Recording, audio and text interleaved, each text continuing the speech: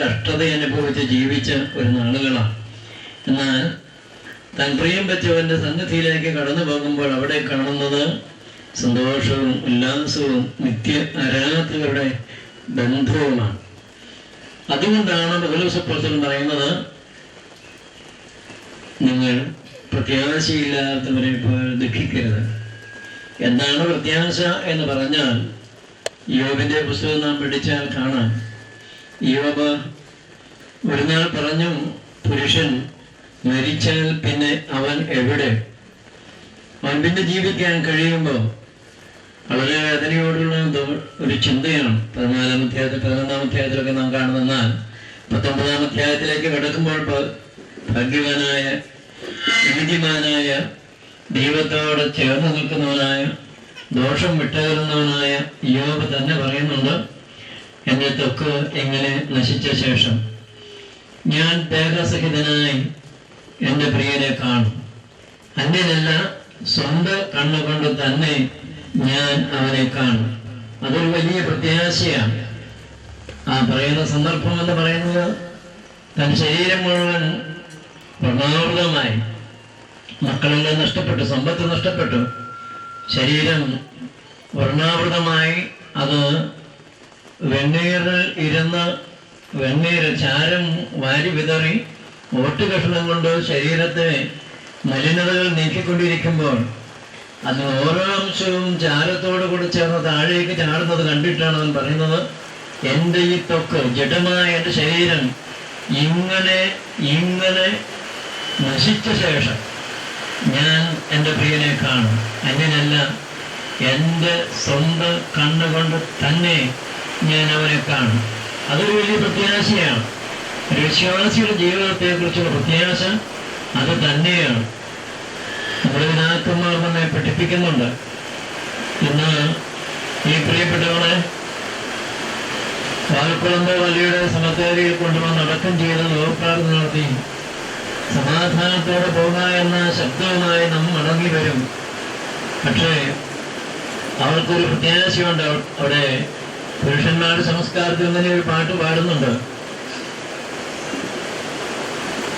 കർത്താവ് വരും, വാതിൽ തുറന്നു തരും. കർത്താവ് ഒരു ദിവസം വരും, നിങ്ങൾ അടച്ച വാതിൽ തുറന്നു തരും, ഞാൻ ഉയർത്തെഴുന്നേൽക്കും, ഞാൻ എൻ്റെ പ്രിയനോട് കൂടെ പോകും. അത് നമ്മുടെ ഒരു പ്രത്യാശയാണ്. അതാണ് നമ്മുടെ ഓരോരുത്തരുടെയും പ്രത്യാശ.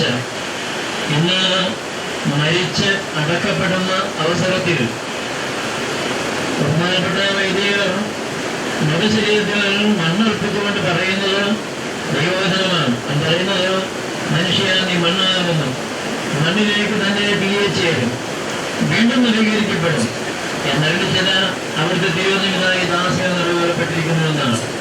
ദൈവമക്കളെ മണ്ണായിരിക്കുന്നതിലേക്ക് തന്നെ മടങ്ങിച്ചേരും. പക്ഷേ അത് നശിച്ചു പോകുമ്പോഴല്ല, അത് മൗനാവസ്ഥയിലേക്ക് പോകുമ്പോഴല്ല, മറിച്ച് നിത്യമായ ആരാധന ബന്ധത്തിൽ പങ്കുചേരുവാൻ വേണ്ടിയാണ്. നമുക്കത് വളരെ വ്യക്തമായി നമ്മെ പഠിപ്പിക്കുന്നുണ്ട് ദൈവത്തിന്റെ വചനം.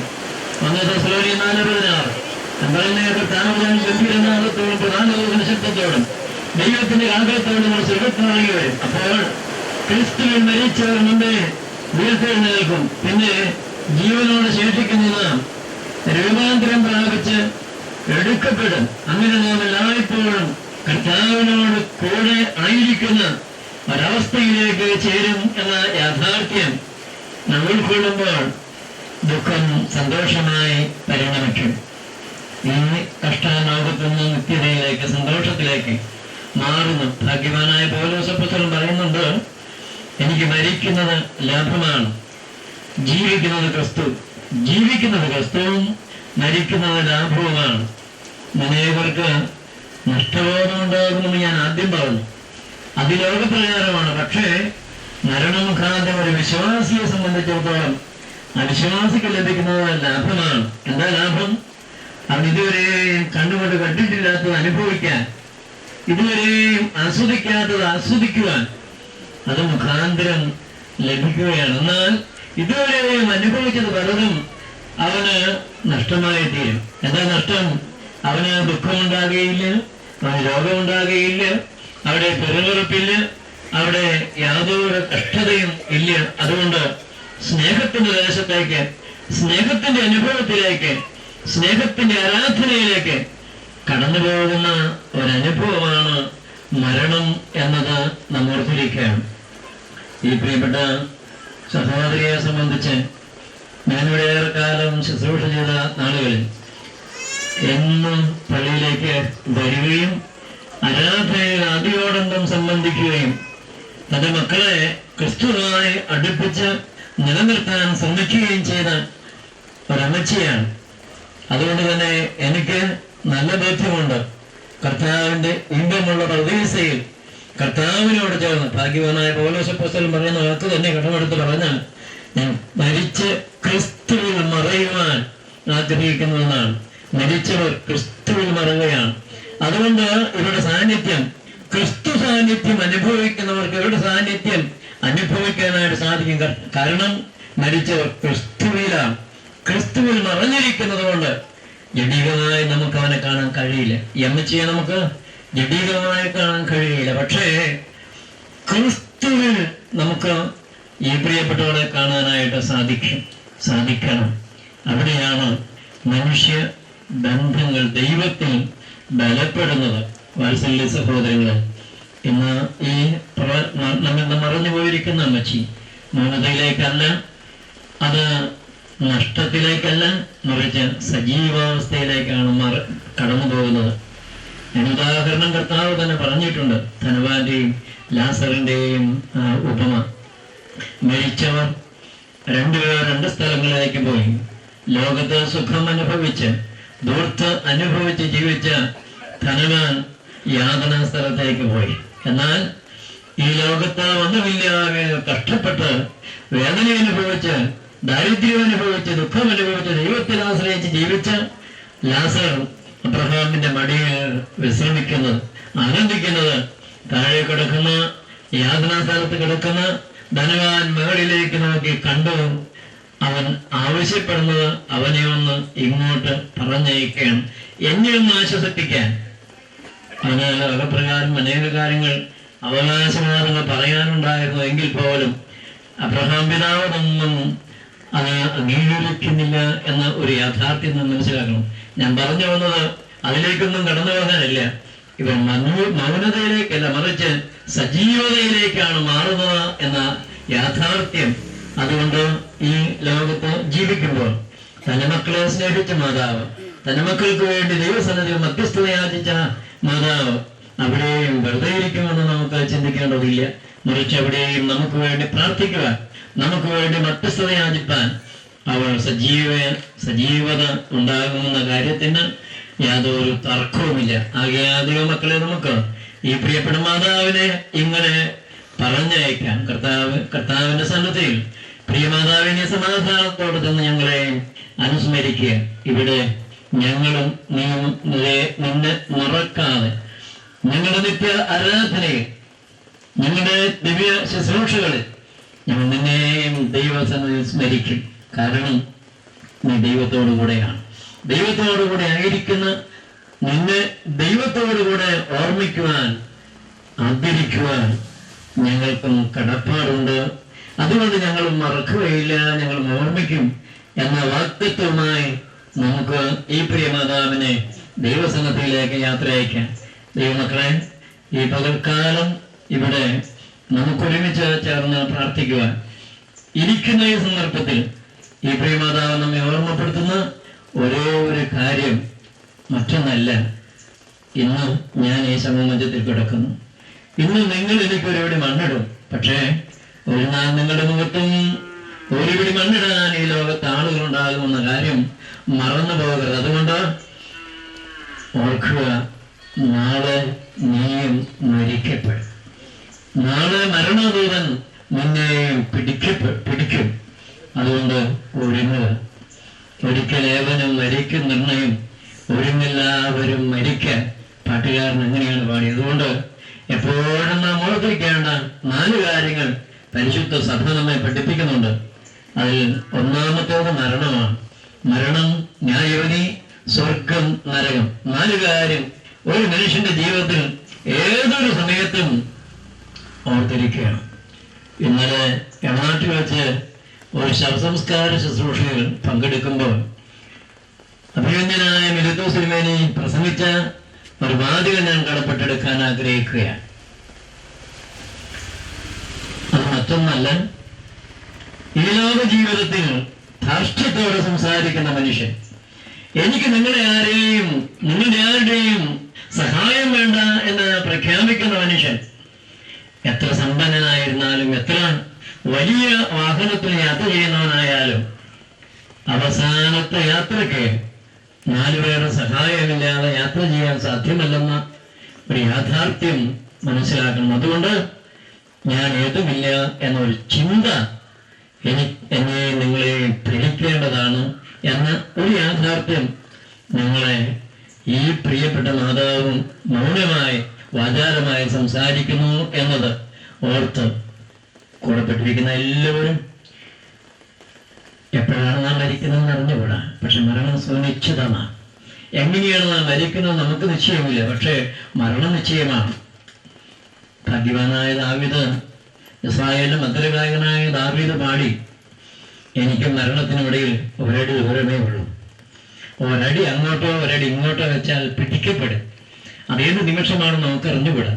അതുകൊണ്ട് ഒരുങ്ങുക മരിക്കാൻ. നമ്മൾ ഈ ലോകത്ത് എന്തെല്ലാം കാര്യങ്ങൾക്ക് ഒരുങ്ങാറുണ്ട്.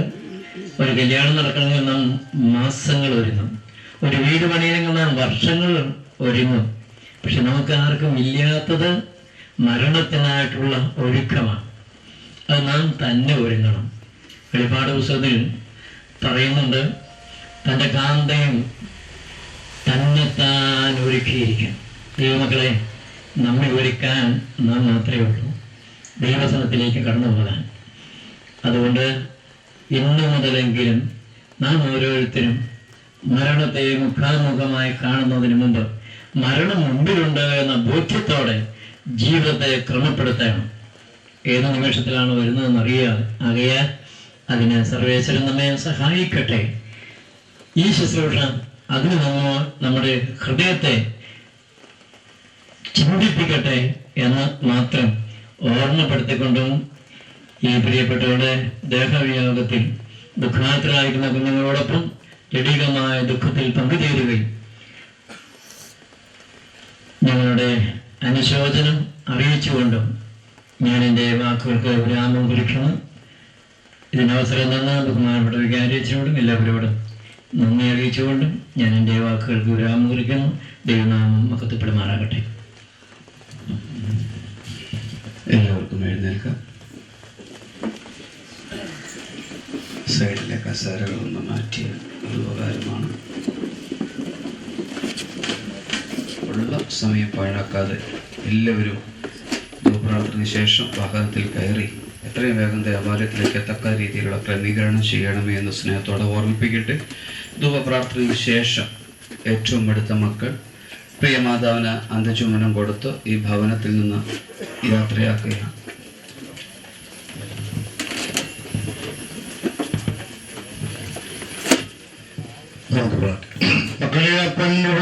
പോലെ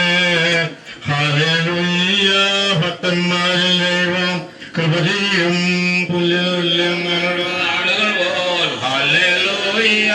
പൂക്കുന്നിതുവയലിൽ ചെടി പോലെ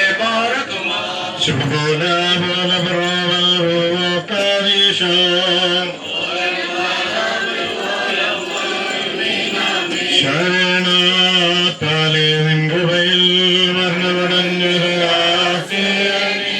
ജീവാസരമതുണർത്തണമേ കവറിയുന്നു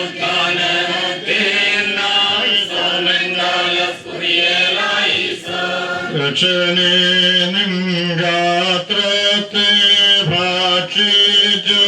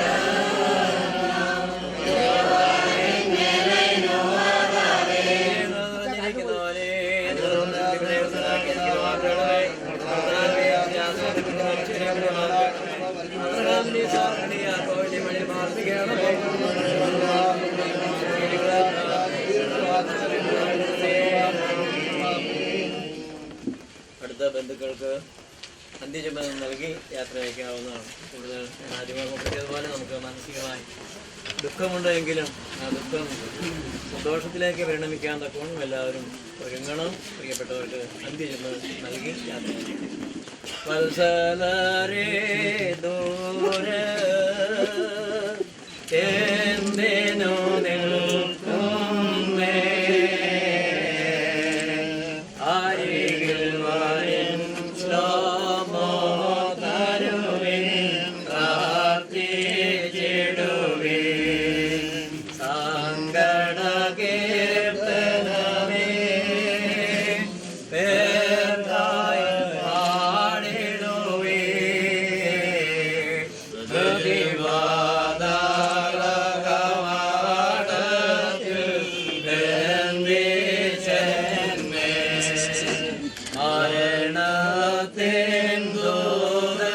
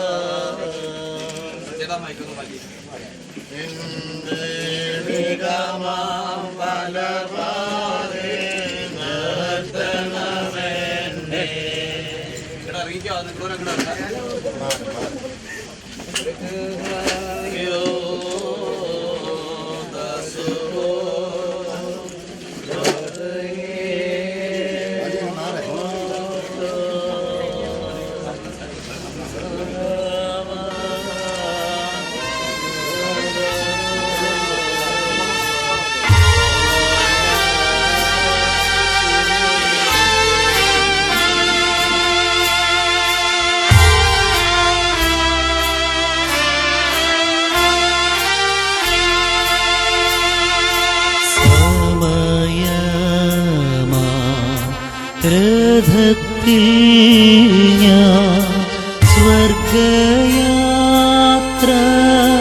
ചെയ്യുന്നു. സ്വദേശം കാൺമതിഞ്ഞാൻ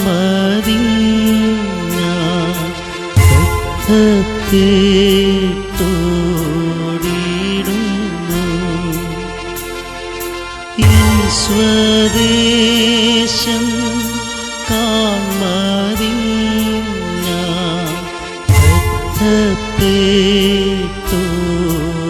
രഥത്തേട്ടോടിടുന്നു.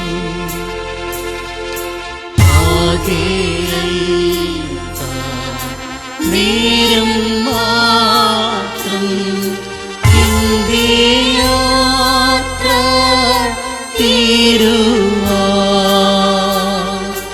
യേശുവേ നിനക്കു സ്തോത്രം. വേഗം